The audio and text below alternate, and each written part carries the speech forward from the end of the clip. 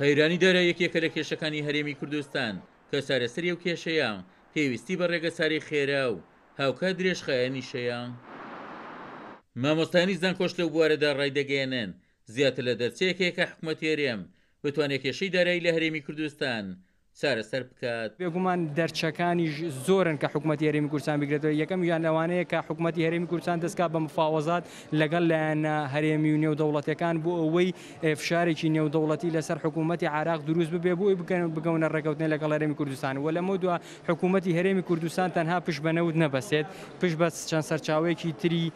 دارایی ببەسێ، بۆ نمونە بەرە بدا بە کەروباری کارتی ئینتاج بەرهەمێنان و هەر هەمان کاتە کەرتەکانی پەروەردە و لەمان کاتە کەرتەکانی تەندروستی دواتر پشت بەسێ بە سەرچاوی داخلی هەرێمی کوردستان، چونکە بەڕاستی سەرچاوی داخلی هەرێمی کوردستان سەرچاوەکان داهاتی هەرێمی کوردستان زۆرن، بە تایبەتی لە مەرجی پەروێزخان و مەرجەکانی تری ئیبراهیم خەلیل کە بەڕاستی ئەمانە سەرچاوی داهاتێکی زۆری بۆ هەرێمی کوردستانە. بمانەوێت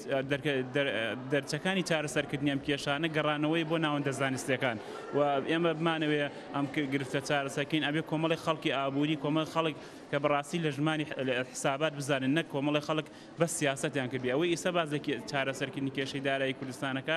ئەو خەڵکانن تەنها سیاسەت زانانی، یعنی ئابووری نازانن. داواکاریانەی کە بەغا هەیەی جێبەجێ بکە، وەکوتم مەسلەی پاکتاوکردنی لیستی موچەخۆران هاوکارێکی باشی بەغابێ، لە مەسلەی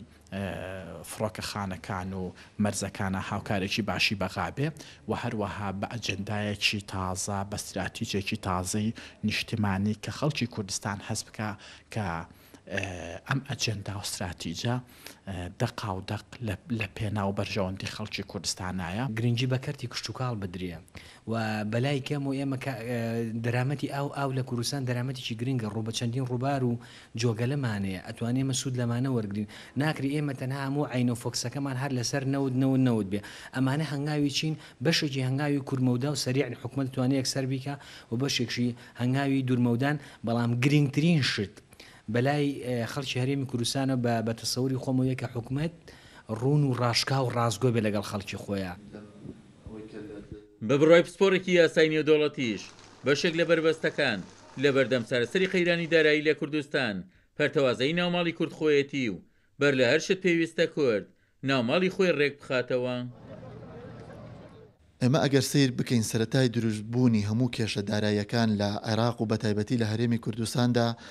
سەرەتای دەرکەوتنی ئەم کێشانە دەگەڕێتەوە بۆ دروستبوونی ناکۆکیە ناوخۆیەکان لە ناو ڕیزەکانی گەلی کووردا. لەبەر ئەوە دەبێت بگەڕێنەوە بۆ ئەوەی کە باشترین دەرچە بۆ ڕزگاربوون لەم قەیرانە داراییە یەکەم جار یەکڕیزی و پاراستنی یەکڕیزی ناوماڵی کورد و وەلانانی سەرجەم ناکۆکیەکانە و لەگەڵ ئەوەدا پاشان بە یەک هێزەوە لەگەڵ حکوومەتی عێراقی یەکەم هەنگاو بگری نەبەر و ئەگەر نەبوو پاشان تۆ دەتوانیت لە کەناڵە نێودەوڵەتەکان بدەیت و داوای چارەسەری ئەم کێشانە لە نێوان حکوومەتی هەرێمی کوردستان و حکوومەتی عێراقا بکەیت. وەک شارەزانی بواری کاژێر و دارایی شاماژەی پێدەکەن، یەکێک لە فاکتەرەکان کە پێویستە کورد و دەسەڵاتی کوردی لە کوردستان هەنگاوی بۆ بنێت سوود وەرگرتن لە پەیوەندی هەرێمایەتی نێودەوڵەتیەکان بۆ دۆزینەوەی چارەسەر بۆ قەیرانی دارایی و ئاشکراشی دەکەن هەنگاوەکانی کورد لە ماوەی ڕابردوو لەو بوارەدا بە پێی پێویست نەبووە. عومەر غەریب، کورسات نیوز، چەمچەماڵ.